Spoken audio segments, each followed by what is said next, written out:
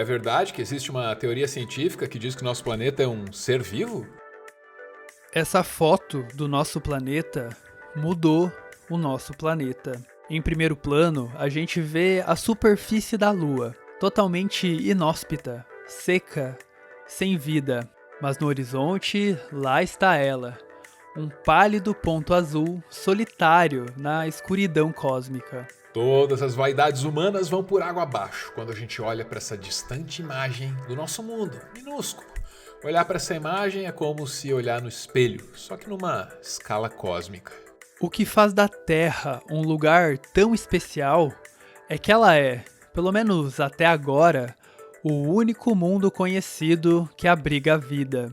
A Terra se formou há cerca de 4 bilhões e meio de anos. Já a vida surgiu aqui há cerca de 3,6 bilhões de anos. Ou seja, durante 4/5 de sua história, a Terra abrigou vida. E olha, o nosso planeta já passou por poucas e boas, hein? Continentes inteiros se movimentaram e se chocaram. Imensas erupções vulcânicas cobriram o planeta de cinzas. Eras glaciais cobriram boa parte do planeta de gelo. Asteroides gigantes colidiram com a Terra. O Sol foi ficando cada vez mais quente. E mesmo assim, a vida persistiu.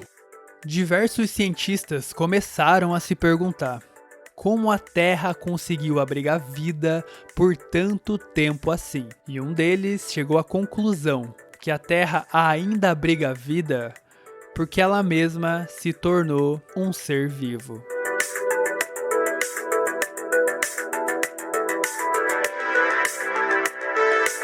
Se hoje a gente vive num mundo com cada vez mais gente preocupada com a poluição e com as mudanças climáticas, é por causa desse cara aqui, James Lovelock.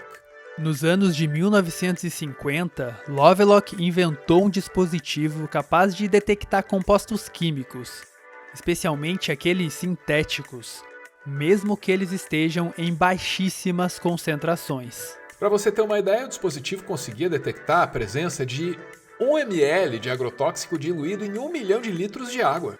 O dispositivo foi utilizado por Rachel Carson para mostrar ao mundo o perigo dos agrotóxicos, o que culminou na explosão do movimento ambientalista. Essa invenção rendeu ao Lovelock uma bolada e permitiu que ele se tornasse, como ele próprio se auto-intitulava, um cientista independente.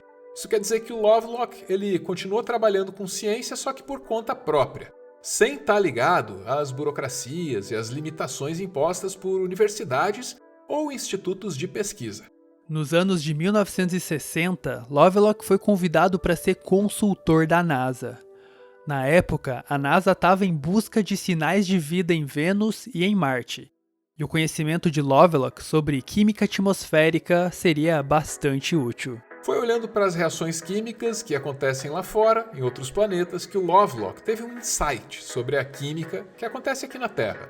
Na NASA, Lovelock teve acesso aos dados da composição química das atmosferas de Vênus e de Marte. Considerando a evolução natural dos planetas, determinada somente por processos químicos e físicos, a Terra deveria estar próximo de um meio termo entre Vênus e Marte. É o chamado equilíbrio químico. Mas a composição química da atmosfera da Terra está longe, está muito longe do tal equilíbrio químico. A Terra tem 1000 vezes menos gás carbônico, 26 vezes mais nitrogênio gasoso e 700 vezes mais oxigênio que o normal. Lovelock percebeu que quem ditava a composição química da atmosfera da Terra eram os seres vivos. E mais, os seres vivos parecem ter construído um planeta que se manteve constantemente perfeito para a vida, regulando o clima e a química da atmosfera, do solo e dos oceanos nos últimos 3 bilhões de anos. O Lovelock era amigo e vizinho do grande romancista William Golding. Foi o Golding quem sugeriu que o Lovelock batizasse a sua ideia de hipótese de Gaia. Na mitologia grega, Gaia é uma deusa que representa a personificação do nosso planeta, a mãe de todas as maravilhas do nosso mundo. Lovelock tinha uma bela hipótese e um nome à altura para ela, mas a parte mais difícil ainda estava por vir: convencer a comunidade científica a aceitar sua hipótese. E para isso ele contou com a ajuda de uma das mentes mais brilhantes do século XX.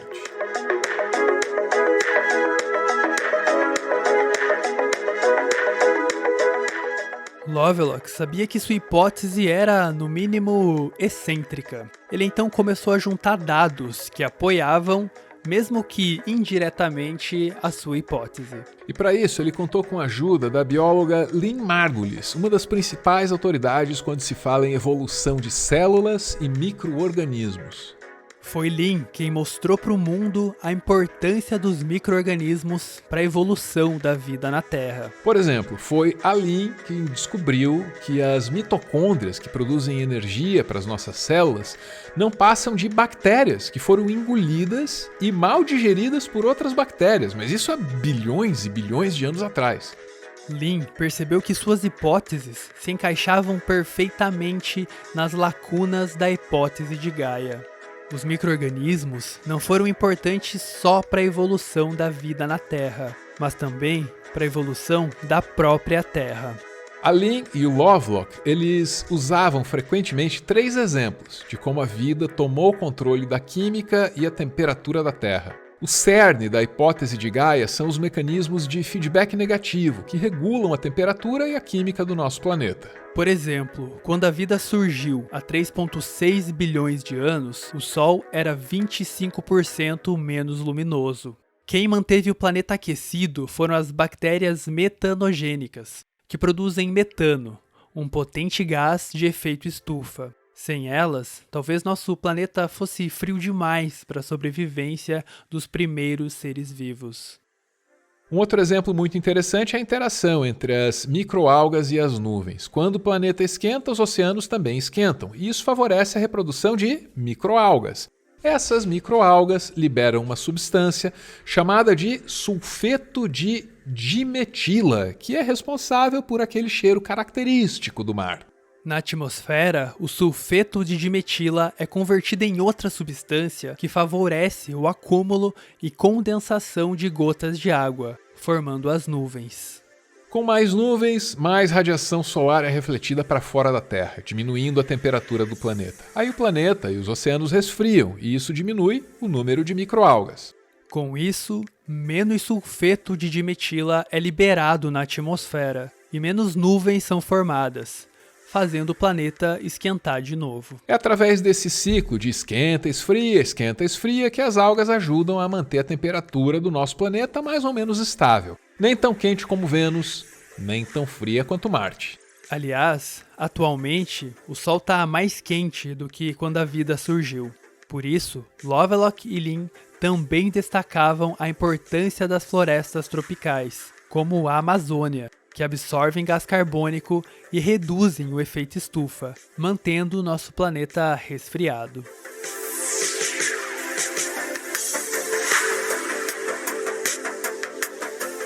Logo de cara, a hipótese de Gaia ganhou a simpatia de ambientalistas, mas foi ridicularizada por outros cientistas, que diziam que isso era coisa de hippie.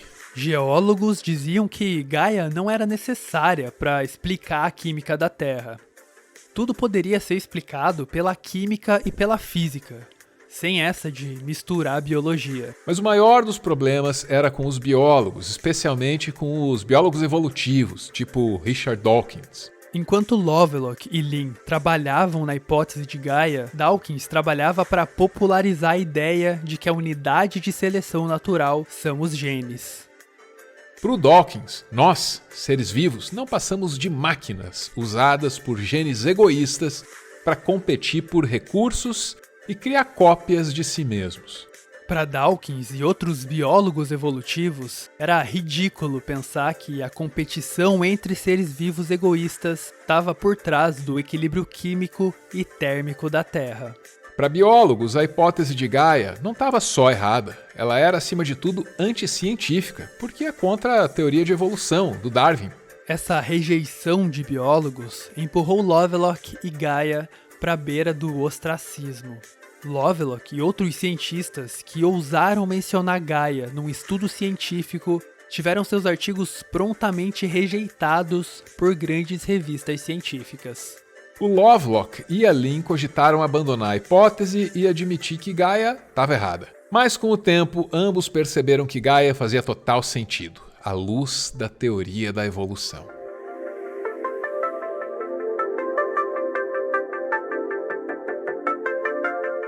As críticas de biólogos evolutivos foram importantes para Lovelock e Lin aprimorarem a hipótese de Gaia.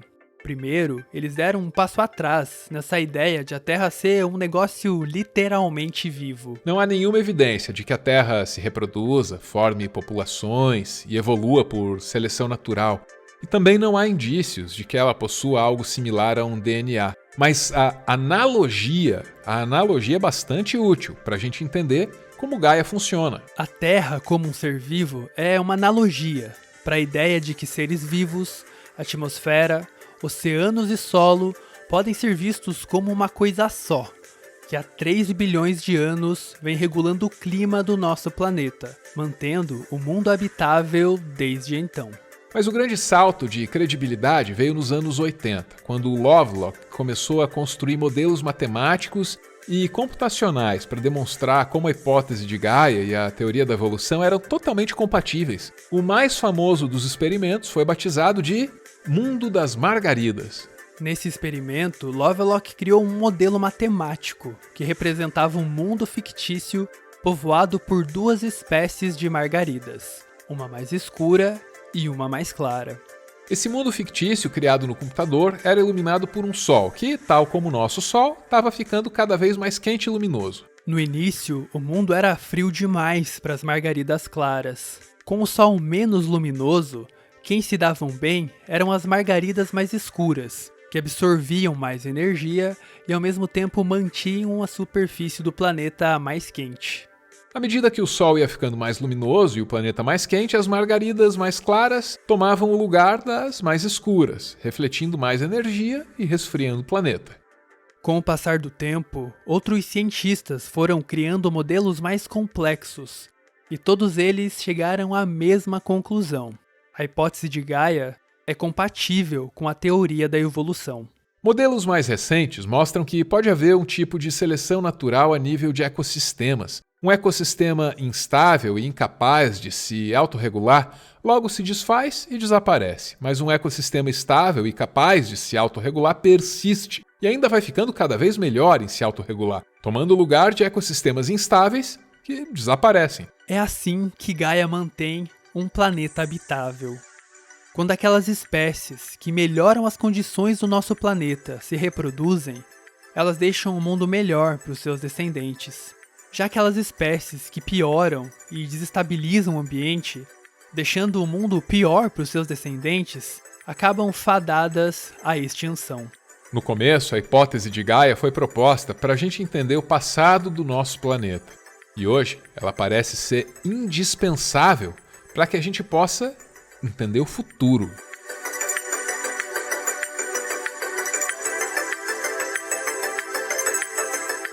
Enquanto biólogos e geólogos rejeitavam Gaia, climatologistas desde sempre a receberam de braços abertos. Talvez porque, melhor do que ninguém, climatologistas sabem do poder que certos seres vivos têm de mudar o clima do planeta. Estamos interferindo diretamente nos principais mecanismos de regulação de Gaia. Derrubamos florestas ao mesmo tempo em que poluímos o ar, o solo, os rios e os oceanos também. Estamos aquecendo o nosso planeta ao mesmo tempo em que matamos a parte de Gaia que poderia ajudar no resfriamento. Para piorar, o aumento do calor vindo do Sol envelheceu Gaia, que já não tem o mesmo poder de recuperação que tinha há bilhões de anos. Cientistas mais otimistas dizem que no futuro a gente vai poder utilizar a tecnologia para fazer uma atualização do nosso planeta. Seria um tipo de Gaia 2.0, um mundo capaz de se autorregular ao mesmo tempo em que atende às necessidades e aos luxos dos seres humanos. Lovelock e Lin diziam que é audacioso e até arrogante demais de nossa parte pensar que podemos usar a tecnologia para transformar a humanidade numa parte tão importante para Gaia quanto as microalgas que produzem nuvens ou as florestas tropicais que absorvem gás carbônico. Mas talvez essa audácia possa ser convertida em esperança se a gente tiver a humildade de reconhecer que nós somos descendentes daqueles organismos que só sobreviveram porque cooperaram e transformaram a Terra num lugar melhor, não só para si mesmos, mas para outros seres vivos também. Ver nosso planeta como um ser vivo pode facilitar a difícil tarefa de transformar atividades humanas egoístas e destrutivas em atividades cooperativas e construtivas.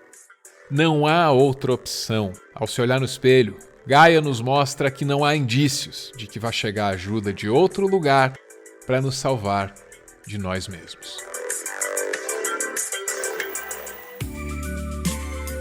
Esse aí é o Everton. Ele é mestre em Biologia Evolutiva e ele faz um doutorado em Ecologia na Universidade Federal do Paraná. Ah, e ele é fã do Carl Sagan, mas aí também, quem não é? O Everton é o responsável pela pesquisa e pelo roteiro do Meteoro.exp, o nosso quadro de biologia que você acabou de ver. E o Everton também tá lá no Twitter com mais conteúdo sobre biologia, geralmente agregado na hashtag BiothreadBR, que tá aparecendo aí na tela. Eu ouvi dizer que o Everton fica feliz compartilhando um pouco do que ele conhece com vocês. Então, vocês podem colar lá no Twitter, se vocês quiserem.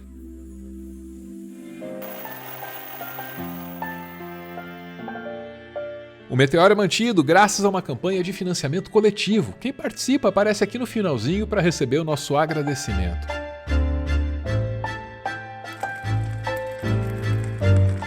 Hoje a gente vê a Larissa, que manda uma mensagem pro namorado, Kaique. Kaique, desde que te conheci, minha vida nunca mais foi a mesma. Obrigada por tudo que você tem feito por mim até hoje. Você é a minha maior sorte. Muito obrigada, eu te amo. Valeu, gente! Beijo!